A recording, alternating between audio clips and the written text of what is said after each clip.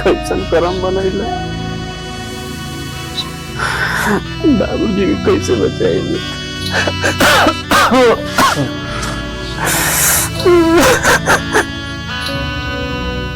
चलो बाबूजी के पहले अंदर करते।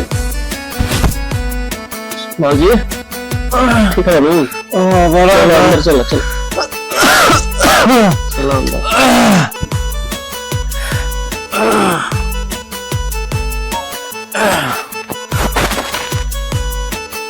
चलो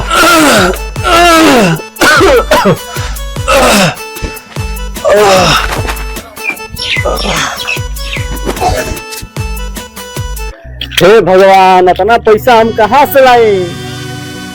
हे प्रभु कौन गलती के सजा दे तड़ा।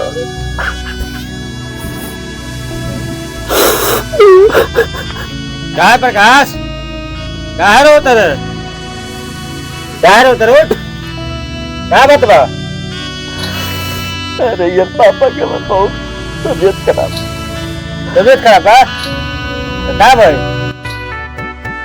डॉक्टर कहते कि 12 लाख रुपए की व्यवस्था ना इतना बची। तो पैसा हमने बुझा नहीं। पैसा उपाय हो जाए? क्या हो जाए बात ही कारण। चल ना बेटी बात है। चल कल बचन क्या है ना? आहो